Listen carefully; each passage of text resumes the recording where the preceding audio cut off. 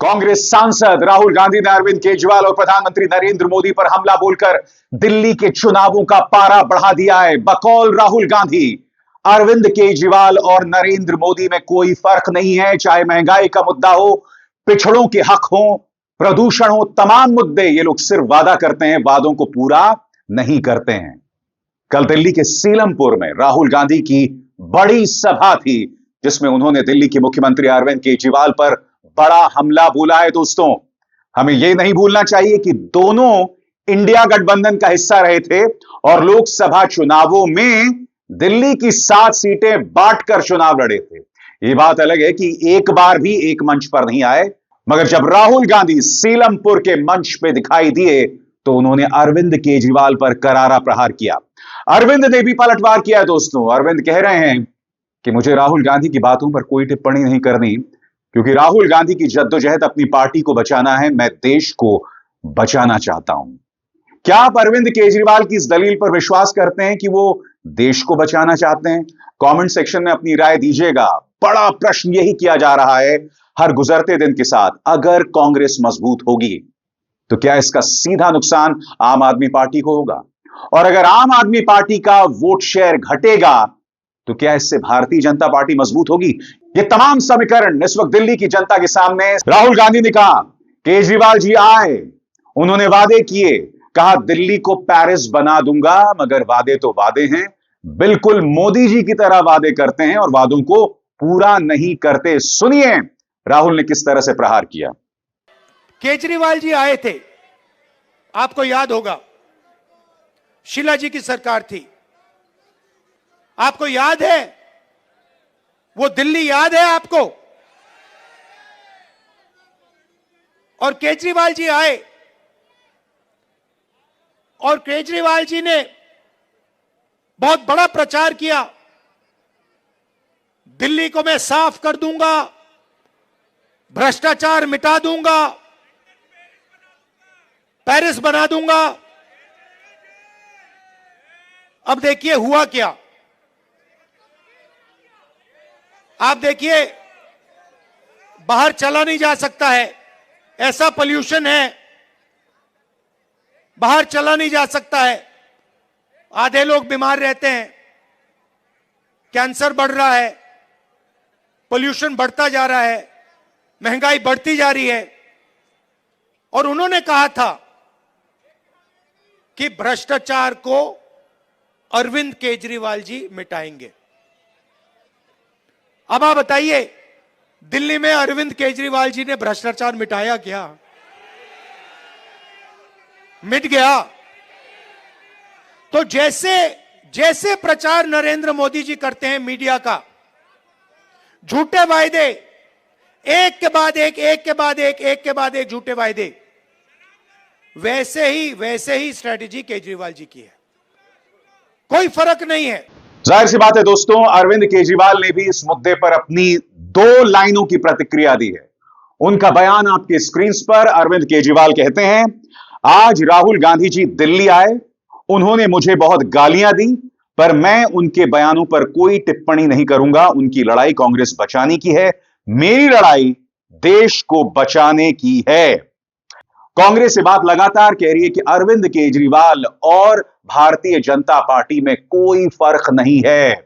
In fact याद कीजिएगा, अरविंद केजरीवाल की सियासत शुरू हुई थी स्वर्गीय शीला दीक्षित पर प्रहार करके, और आज जब अरविंद केजरीवाल ने कहा कि मेरी लड़ाई देश को बचाने की है, तो बेटा सामने आया। जी हां, जब मैं बेटे की बात कर रहा हूं तो मैं राहुल गांधी की बात नहीं कर रहा हूं, मैं बात कर रहा हूं संदीप दीक्षित की, क्योंकि संदीप दीक्षित के मन में अरविंद केजरीवाल के लिए बेइंतहा नफरत है।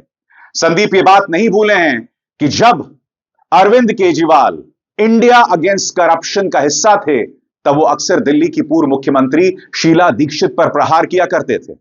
अभी हाल ही में कांग्रेस एक वीडियो को वायरल कर रही है, जहां अरविंद केजरीवाल लोगों के बीच जाते हैं और एक महिला कहती है कि दिल्ली में जो विकास हुआ है वो तो सिर्फ कांग्रेस ने किया है। संदीप दीक्षित ने क्या पलटवार किया कुछ देर बाद, मगर वो वीडियो देखते हैं जिसमें एक महिला केजरीवाल को कटघरे में रख रही है। देखते हैं वीडियो।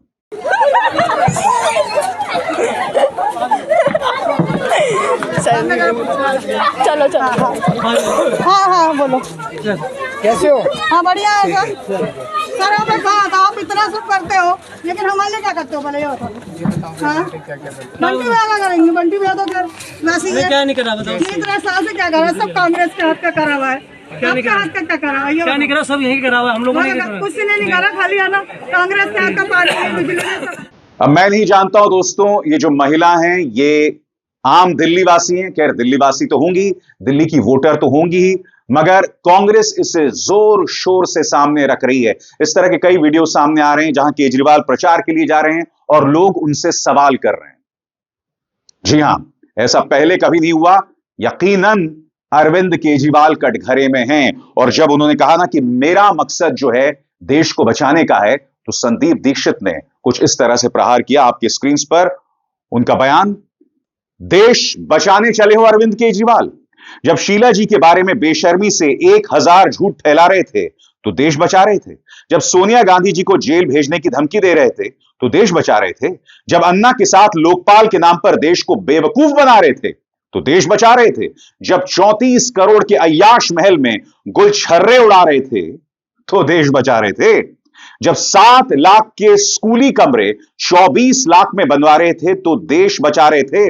जब विज्ञापनों पर हजारों करोड़ उड़ा रहे थे तो क्या देश बचा रहे थे? जब शराब की दलाली करके 2000 करोड़ डकार रहे थे तो देश बचा रहे थे। जब कोविड के दौरान लोग ऑक्सीजन और बेड के लिए तड़प रहे थे तो देश बचा रहे थे।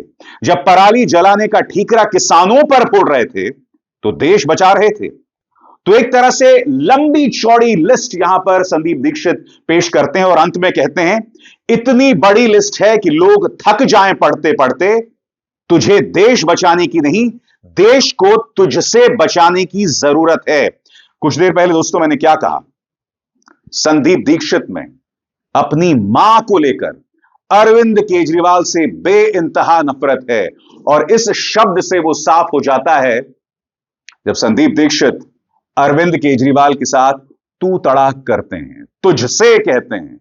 इससे पता चलता है कि संदीप दीक्षित सिर्फ राजनीति नहीं कर रहे हैं, ये अपनी मां की लड़ाई भी लड़ रहे हैं। बहरहाल राहुल गांधी कल पूरे फॉर्म में थे।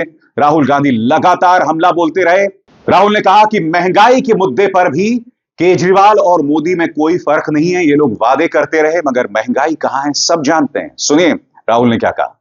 अभी आपने कहा, महंगाई की बात की और आपने कहा कि महंगाई बढ़ती जा रही। मैं आपसे पूछना चाहता हूं, महंगाई बढ़ रही है कम हो रही है? महंगाई के बारे में नरेंद्र मोदी जी ने और केजरीवाल जी ने क्या कहा था? कहा था कि महंगाई कम करेंगे। हुई महंगाई कम? बढ़ती जा रही है और गरीब लोग गरीब होते जा रहे हैं और अमीर लोग अमीर होते जा रहे हैं। राहुल गांधी अक्सर जिस मुद्दे पर राजनीति करते रहते हैं उसका वो दामन नहीं छोड़ रहे हैं। उन्होंने सीधी चुनौती अरविंद केजरीवाल को दी है और वो दोहरी चुनौती है। वो दोहरी चुनौती क्या है? वो पूछते हैं, अरविंद केजरीवाल जी से कहिए कि वो देश के सामने कहें कि आरक्षण की सीमा बढ़ाएंगे, जातिगत जनगणना करवाएंगे। आखिर अरविंद केजरीवाल इस मुद्दे पर खामोश क्यों हैं? सुनिए। केजरीवाल जी से पूछिए और उनसे कहिए कि वो पब्लिकली कहें, देश के सामने कहें कि वो रिजर्वेशन बढ़ाना चाहते हैं और वो जाति जनगणना करवाना चाहते हैं। हमारी सरकार आएगी दिल्ली में, एकदम हम जाति जनगणना करके दिखाएंगे और सबको पता लग जाएगा, दलितों को पता लग जाएगा कि आपकी दिल्ली में, दिल्ली की सरकार में, दिल्ली की संस्थाओं में, दिल्ली के गवर्नमेंट में कितनी भागीदारी है। आपको पता लग जाएगा, पिछड़ों को पता लग जाएगा कि आपकी कितनी भागीदारी है। राहुल कह रहे हैं कि जब मैं जातीय जनगणना की बात करता हूं तो प्रधानमंत्री नरेंद्र मोदी और केजरीवाल क्यों चुप हो जाते हैं। राहुल ने कहा कि जिस दिन हमारी सरकार आ गई, जातीय जनगणना करने से हमें कोई रोक नहीं सकता। राहुल गांधी सीलमपुर में। और जब मैं जाति जनगणना की बात करता हूं नरेंद्र मोदी जी के मुंह से एक शब्द नहीं निकलता और केजरीवाल जी के मुंह से एक शब्द नहीं निकलता है।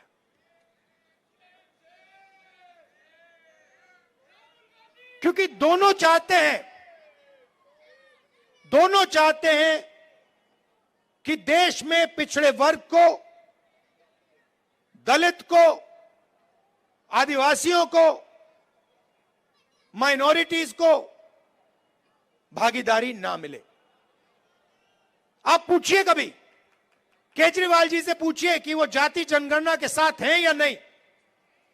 मोदी जी से पूछिए जाति जनगणना के साथ हो या नहीं। मैंने पार्लियामेंट में उनके सामने बोला,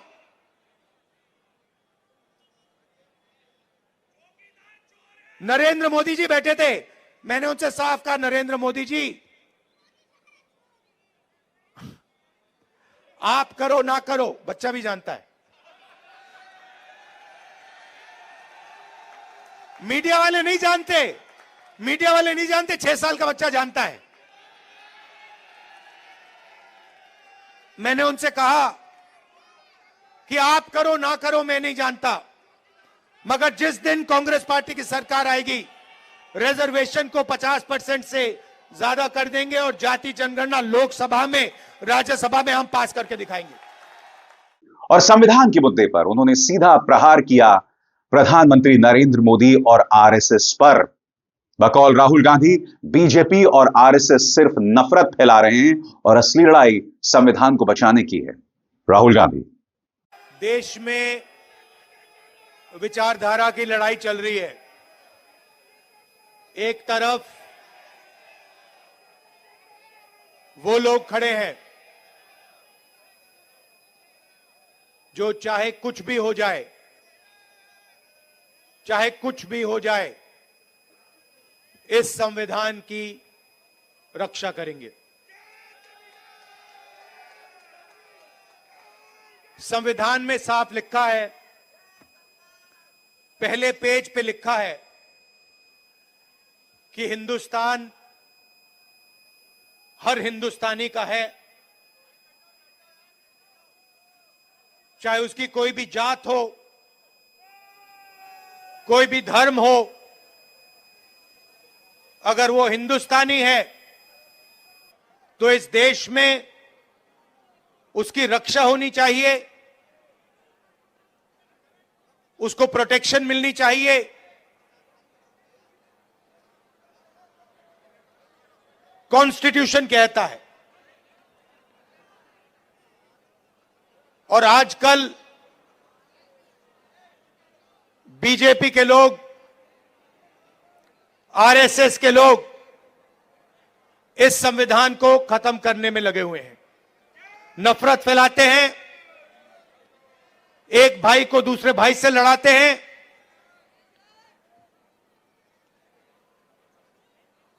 डराते हैं। कन्याकुमारी से लेकर कश्मीर तक 4000 किलोमीटर हम इस संविधान को बचाने के लिए चले थे। राहुल गांधी ने कहा कि असली लड़ाई अंबेडकर के संविधान को बचाने की है, बाबा साहब अंबेडकर के संविधान को बचाने की है, मगर भाजपा और उसकी सोच लोगों में नफरत फैलाना है और इस नफरत के खिलाफ मैं खड़ा हूं। राहुल गांधी ने ऐसा आश्वासन सीलमपुर से दिया। सुनते हैं। अंबेडकर जी के संविधान पर रोज नरेंद्र मोदी, बीजेपी और आरएसएस के लोग आक्रमण करते हैं।